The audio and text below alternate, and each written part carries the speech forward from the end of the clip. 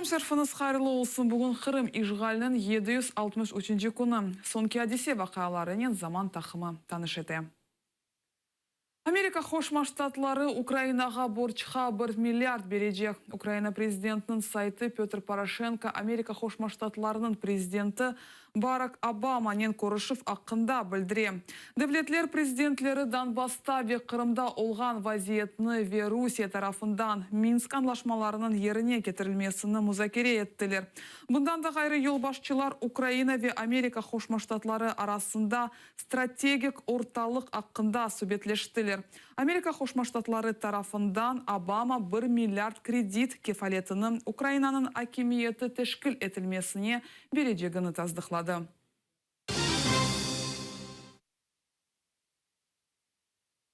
Bugünden başlap Kırım aydavcılarına tek Rusya numaralı arabalarda yürümege ruhsat etili.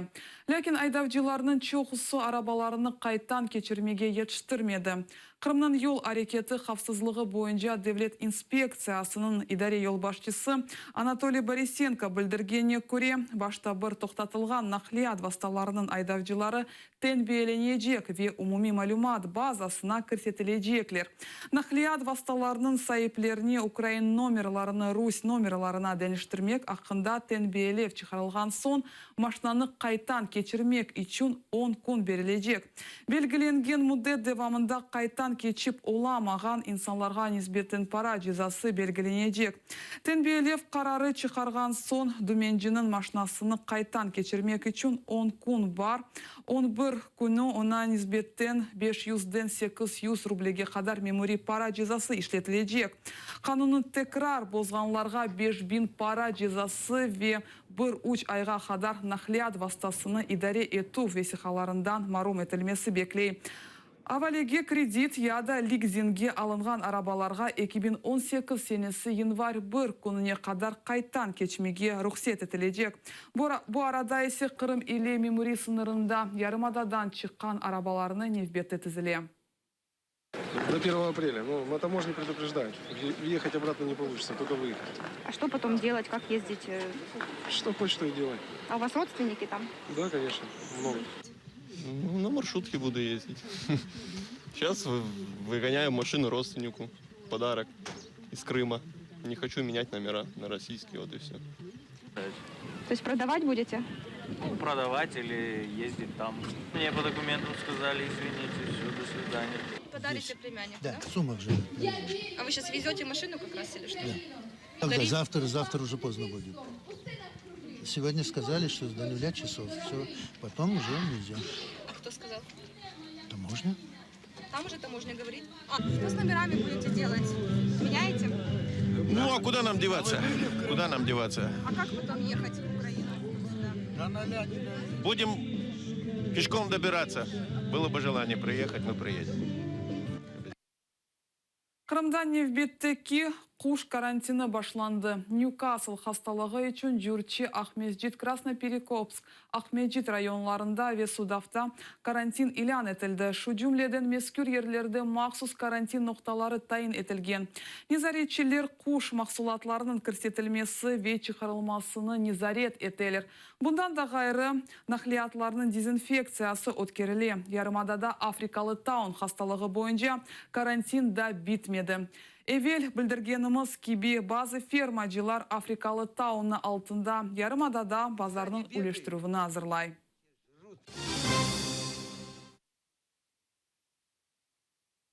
İşgal etilgen Kırım'ın Goskomnats yolbaşçısı Zaur Smirnov meclis işinde kabatlanuvunu destekleyecek. Bu hakkında Urus Memuriyetinin yolbaşçısı Sergey Aksyonov ile konuşuvu devamında bildirdi. Goskomnats onu mahkeme toplaşuvuna 3. taraf olarak davet etti. Smirnov'un özü ise meclis azası edi. Kırım işgalinden sonra onun azalığı toxtatıldı. Ukraynaga Rusiyadan Ukrayna meraklarına karşı yollanılgan kitaplar muntazam şekilde getirildi. Medeniyet Naziri Vyacheslav Kirilenko'nun sözlerine göre onun müessesesi bu gibi edebiyatın getirilmesine yasak hazırlay. Bunu o yukarı şurada bildirdi. Kirilenko'nun sözlerine göre yasak edilecek Rusya neşirlerinin cedveli endi hazır. Станом на 1 січня 2014 року кількість предметів основного фонду, які зберігались у музейних закладах Криму, складала 925 тисяч 916 одиниць зберігання. Основний фонд, а у місті Севастополі 321 тисяча 444 одиниць основного фонду, одиниць зберігання. Тобто за мільйон предметів Державного музейного фонду, тільки основного, перебувають на території тимчасово окупованого Криму, і тільки з'являються факти незаконного переміщення цих цінностей, Міністерство культури жорстко реагує на такі факти через механізм ЮНЕСКО, через інші міжнародні механізми, якими ми володіємо. Мустафа Джемилев Россиянын ФСБ-сынен махкемелеше. Джемилевнің адвокаты Марк Фейген білдіргеніне көре, апрель 14 күні Россия Қырым татарларының лидері Мустафа Джемилевге Қырымға кіріш ясақ етілмесі бойынша махкеме топлашуы кечежек. Февраль айында Джемилевнің матбуат қызметі шуны білдіреді ки адвокат Марк Фейген Россияның федераль хавсызлық қызметіне қаршы махкеме шикает yolladı. Тневын махкеме оғынды азырлықлар кечті. Бұндан да ғайры Джемилев Россияның федераль миграцион қызметіне қаршы махкеме шикает yolladı.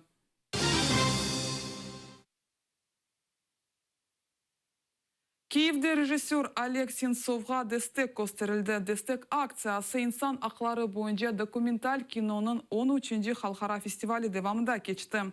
Акция девамында серджілер ве жюри азалары Фри Сенцов шары еле жетвелчіклеріні көстерділер. Кечкен сенесі август 25-шінде Ростов-на-Дону шерінің Шимали Кавказ арби махкемесі Қырым сакинлері Олег Сенцов ве Александр Кольченканы 20 ве 10 елға қадар азатлықтан марум етті. Жазаны махкум етілгенлер терактларының тешкіл етілмесі үшін серт режимлі колониясында кечірежеклер. Ишғалден сон Қырымдан 15 бин студент кетті. Бұны Крым Реали радиосының эфирі девамында Вернадский адына Таврия Милли университетінің ректоры Владимир Казарин білдірді. Бұнда да ғайры оның білдіргеніне көре Қырымның ишғали себебінде оқушыны тоқтатмаға мечбур олғанлар оқушыны Украина қытасында девам еті білелер. Бұндан да ғайры Таврия Милли университетіне девлетінің әрбір көшесінден келген абитуриентлер кіре біле. Бұндан да ғайры Таврия университеті Украина али оқуф юртларына кірмеге істеген Қырым абитуриентлері үшін консультациялар кечіре. Что касается восстановления, мы уже объявили, что мы начинаем процесс зачисления студентов ТНУ, желающих восстановиться в ТНУ в Киеве, на все факультеты и на все курсы.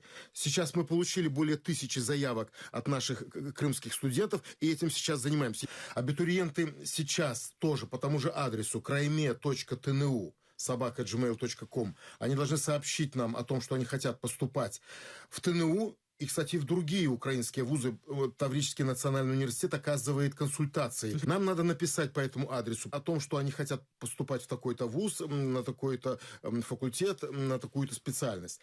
Мы после этого вступаем с ними в эту переписку, результатом которой будет наша информация о том, где, в какие числа мы ждем их, чтобы они приехали для сдачи экзаменов. Бүгін Киевде «Когда этот ветер стихнет» серлевалы фильмнің нумайышы кечті.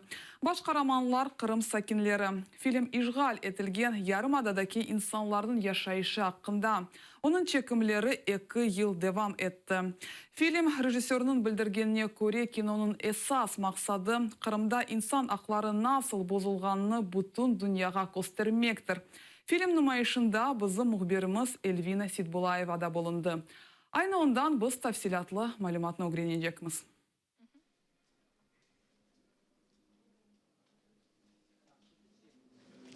Ассаляму алейкум, Эльмас. Когда этот ветер стихнет, адлы фильм Якунлянда. О Қырым ишғаленен расы олмаған сәкенлер ақында. Оның нумайышына тахминен 60 инсан келді. Фильмнің қарамана 4 Қырым татарын қорантасы. О қапалы шекілінде кечті. Оны те қараманлар ведавет етілген мұсафирлер көріп олды. Олардың арасында Қырым татары халқының лидері Мустафа Джемилев. Фильм режиссерлары Полониядан Анеля Габриэль ve Львовтан Тарас Дронь. Фильмнің чекімі Қырамда 2 ел девам етті. Ситуація, в якій знайдуться кримські татари. Те, що відбувається зараз з кримськими татарами і в якій ситуації вони опинилися, це дуже важлива ситуація, яка може бути метафорою багатьох подібних ситуацій на цілому світі людей в подібних умовах. І тому вона якби в універсальній мові промовляє до простих людей, які зможуть зрозуміти. Це не є якась агітація і пропаганда, це звичайні люди, які розуміють звичайних людей. Кримські татари – це суперлюди, які є позитивні, які приємні, які щирі, відверті. Для мене це так виглядав Крим, в першу чергу. Це для мене було саме основне. Це для мене було то, для чого я туди їхав, і не жалію абсолютно. Фильм, конечно, тяжелый. Там не видно просвета. Вот затхлая такая атмосфера, которая создалась там в Крыму после оккупации. Я думаю, этот фильм надо видеть людям, чтобы понять драматизм нашего народа. Фильм büyük ekranlarda Mayıs'ın 18'inde gösterilecek aynı sürgünlü günü. Birden bu film Ukrayna'da ve Polonya'da nümayiş edilecek. Rejissörlerin aytkanlarına göre Kırım'da insanların hakları bozulğanı hakkında bütün dünya bilmek gerek. Stüdya. Қырым-татар байрағы Говерлада жемат активисті Амет Бекиров Қырым-татар байрағыны Украинаның ең бүйік ноқтасында ерлештірді. Дағдаки ең қиын месафені Амет адым-адым Қырым ватан миллет сөзлеріні текрарлап кечті. Говерладағының yüksеклігі 2061 метрден ибарет. Бірінші көтеріліп 1880 сенесі бежірілген еді.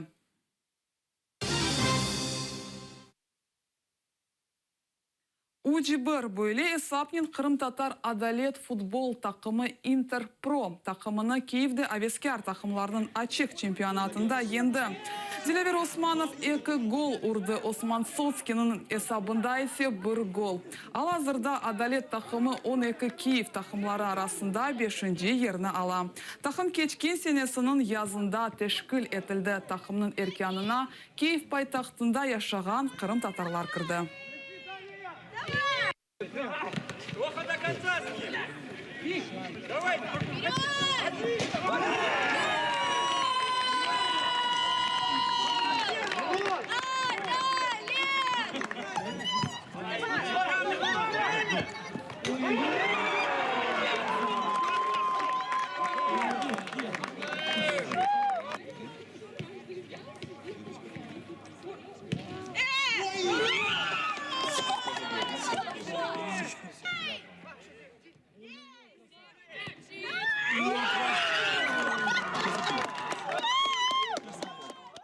Бұл сонки хаберіміз еді сізге әйір атлық күнлеріні тілейміз. Сағлық мен қалыңыз.